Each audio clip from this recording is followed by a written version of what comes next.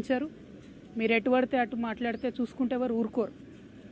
మీరు మాట్లాడిన దానికి డెఫినెట్గా ఆవేశం వచ్చి మా కార్యకర్తలు మా నాయకులు ప్రజాస్వామ్యబద్ధంగా ప్రొటెస్ట్ చేయడానికి వచ్చారు. అయితే మీరు కాల్పులు జరుపుతారా? సామాన్య ప్రజల మీద కాల్పులు జరిపేంత అంత క్రూరత్వం ఎందుకు? ఏంది ఇది? ఏం వైఖరి ఇది? ఏం వైపరీత్యం ఇది? ఎందుకోసం చేస్తున్నారు ఇట్లా మీరు? అంటే ఒక ఆడబిడ్డను ఎంత మాట పడితే అంత మాట అనేసి ఇది తెలంగాణ పదజాలం గిట్లనే ఉంటుంది గట్లనే ఉంటుంది అని అంటే ఇది మీ టీవీ కాదు, మీరు మేకప్ వేసుకొని వేసే డ్రామా కాదు. ఇది రాజకీయము, ఇది ప్రజాస్వామ్యము.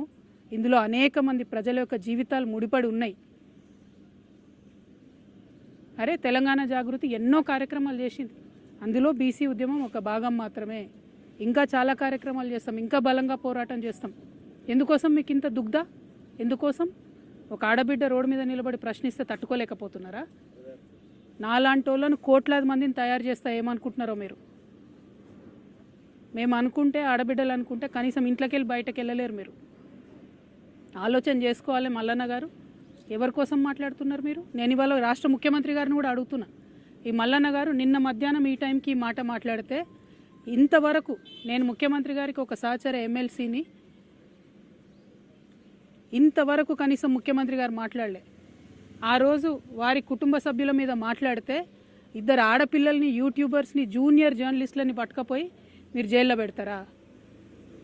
ముఖ్యమంత్రి గారు నేను మిమ్మల్ని డిమాండ్ చేస్తూ ఉన్నా, మీరు తక్షణమే మల్లన్న గారిని అరెస్ట్ చేయకపోతే మల్లన్న గారితో ఈ మాటలు మాట్లాడించింది మీరే అని కూడా తెలంగాణ ఆడబిడ్డలు అందరూ అనుకునేటటువంటి పరిస్థితి వస్తుంది. మీ కుటుంబానికి ఒక న్యాయం, తెలంగాణ ఆడబిడ్డలందరికీ ఇంకో న్యాయం ఉంటుందా? ఎంత ఆవేదనగా మాట్లాడినారు ఆ రోజు అసెంబ్లీలో ముఖ్యమంత్రి గారు.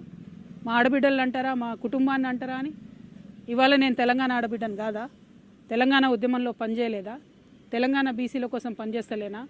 తెలంగాణ అసెంబ్లీలో అంబేద్కర్ బొమ్మ పెట్టాలని దీక్ష చేయలేదా? ఎన్ని పనులు చేసినాం, ఎన్ని విషయాల్లో కొట్లాడినాం, ఎన్ని అంశాల్లో మాట్లాడినాం, ఇంకా మాట్లాడతాం. మాకు అవకాశం ఇస్తే ఆడబిడ్డలకి ఇంకా మాట్లాడతాం. ముఖ్యమంత్రి గారు నేను డిమాండ్ చేస్తూ ఉన్నా, ఎట్టి పరిస్థితుల్లో వెంటనే తీన్మార్ మల్లన్న గారిని అరెస్ట్ చేయాలి. మేము రేపు ఉమెన్స్ కమిషన్ కూడా వెళ్తాం, నేషనల్ ఉమెన్స్ కమిషన్ కూడా వెళ్తాం. ఇవాళ చైర్మన్ గారికి ఇచ్చిన రిప్రజెంటేషన్లో కూడా నేను అదే చెప్పిన, హౌస్ సెషన్లో లేదు కాబట్టి ప్రివిలేజ్ మోషన్ నేను మూవ్ చేయలేను, కాబట్టి ఎథిక్స్ కమిటీకి మీరు రిఫర్ చేయండి. అట్లానే చైర్మన్ గారికి డిస్క్రిషనరీ పవర్స్ ఉంటాయి, అంటే చాలా అసాధారణమైనటువంటి పవర్స్ ఉంటాయి. ఆ అసాధారణమైనటువంటి పవర్స్ యూజ్ చేసి తీన్మార్ మల్లన్న గారిని వెంటనే ఎమ్మెల్సీ నుండి సస్పెండ్ చేయమని కూడా నేను డిమాండ్ చేస్తూ ఉన్నాను. ఎందుకంటే ఒక బాధ్యతాయుతమైనటువంటి పదవిలో ఉన్న వ్యక్తులు నోరు చూసుకొని మాట్లాడాలి. మనని లక్షలాది మంది ప్రజలు గమనిస్తుంటారు. నాకు మాట్లాడరాక కాదు, నాకు భాష తెలియక కాదు, కానీ కంట్రోల్లో ఉండాలి, లిమిట్లో ఉండాలి, ప్రజాస్వామ్యబద్ధంగా ప్రశ్నించాలి. అది వదిలిపెట్టి మీరు ఏది పడితే అది మాట్లాడతామంటే మాత్రం మేము ఇక్కడ ఊరుకోము. ఏదో ఆడబిడ్డ కదా, ఓ సంస్థ నడుపుతుంది కదా, ఆమెను ఏదన్నా ఎవరుంటారు వెనక అనుకున్నారేమో. నా వెనక లక్షలాది మంది తెలంగాణ ఆడబిడ్డలు ఉన్నారు, నా వెనక లక్షలాది మంది తెలంగాణ అన్నదమ్ములు ఉన్నారు.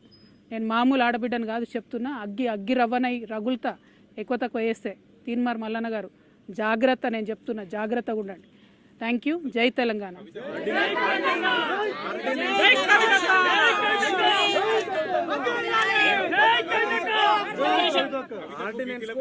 సంబంధం లేదు, ఎందుకు మాట్లాడదు, ఎందుకు సంబరాలు చేసుకున్నారు? నేనేమంటున్నా, తీన్మార్ మల్లన్న గారు బీసీ ఉద్యమానికి సంబంధించి నన్నెందుకు ప్రశ్నిస్తున్నారు? అసలు నేను ఇచ్చేదాన్న ఆర్డినెన్స్ తెచ్చేదాన్ని. నేను మీలాగానే ఉద్యమం చేస్తున్నా, ఆయన ఉద్యమం చేస్తున్నారు. అసలు నేను ఆయన ఎప్పుడన్నా ఏమన్నా అన్నానా? ఆయన అంతటా ఆయన వచ్చి నా మీద ఎందుకు మాట్లాడుతున్నారు? అంటే నాకు వ్యతిరేకులు ఎవరు ఆయనను ప్రేరేపిస్తున్నారా? అది ముఖ్యమంత్రి గారు ప్రేరేపిస్తున్నారా? ఎవరు ప్రేరేపిస్తున్నారు మరి? ఎందుకంటే ఈయన మాట్లాడి 24 గంటలు అయిపోతే ప్రభుత్వం కనీసం చర్య తీసుకోలే. మీ మీద ఒక ట్వీట్ పెడితే రాత్రికి రాత్రి చిన్నపిల్లల్ని ఎత్తుకపోయి జైల్లో పెడుతున్నారే. మీ మీద ఒక ఫేస్బుక్లో కమెంట్ పెడితే ముఖ్యమంత్రి గారు అరెస్ట్, ప్రత్యేక బృందాలను పెట్టి వెతికి మరీ అరెస్ట్ చేస్తున్నారే. ఒక ఎమ్మెల్సీని, ఒక ఆడబిడ్డని. ఇదేనా మీరు తెలంగాణ ఆడబిడ్డలకు ఇచ్చే రక్షణ? అందుకే క్రైమ్ పెరిగిపోతున్నది. ముఖ్యమంత్రి గారు ఇంత అలుసుగా ఉంటున్నారు మహిళలను ఏమన్నా కూడా. కాబట్టి ఇక సాధారణ మహిళల పరిస్థితి ఏందండి? ఓ పదవిలో ఉన్న ఎమ్మెల్సీకే ఇటువంటి గతి ఉంటే ఈ రాష్ట్రంలో సాధారణ మహిళల పరిస్థితి ఏంటి చెప్పండి?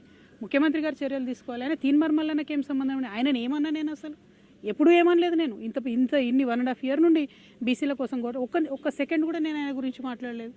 ఆయన ఎందుకు నా గురించి మాట్లాడాలి? First point. సెకండ్ పాయింట్, ముఖ్యమంత్రి గారు మాత్రం చూసి చూడనట్టుగా ఈ వ్యవహారంలో ఊరుకుంటే తెలంగాణ ఆడబిడ్డలందరం కూడా ఇది మాకు అవమానంగానే భావిస్తాం. కానీ నేను ఇంకా బలంగా నేను సమస్యల మీద కొట్లాడుతూనే ఉంటా, వెనక్కి తగ్గే క్వశ్చనే లేదు. మిమ్మల్ని మాత్రం నేను ఇవాళ కోరేది ఒకటే, ఆడబిడ్డల్ని గౌరవించడం నేర్చుకోండి. ఇలా బోనాలు, మాంకాలమ్మ బోనాలు, పొద్దున్న లేచి నేను బోనాలకు పోయేది ఉండే, అది బంద్ పెట్టుకొని ఇదే దుకాణం నడుస్తుంది పొద్దున్న నుంచి. ఎందుకు ఇవన్నీ? నేను ఒకటేనండి, ప్రజా సమస్యలు ఎవరన్నా మాట్లాడవచ్చు, ఎవరన్నా ప్రజా సమస్యలు మాట్లాడవచ్చు. తెలంగాణ జాగృతి అనేక ఉద్యమాలు చేసింది, అందులో బీసీ ఉద్యమం ఒకటి. మా సంస్థకున్న నిబద్ధత ఏంటంటే మేము ఏదైనా అంశం ఎత్తుకుంటే అది సాల్వ్ అయ్యేదాకా దించం. మహిళా బిల్లు ఎత్తుకున్నా దించలేదు, ఏ అంశమైనా సాల్వ్ అయ్యేదాకా దించం.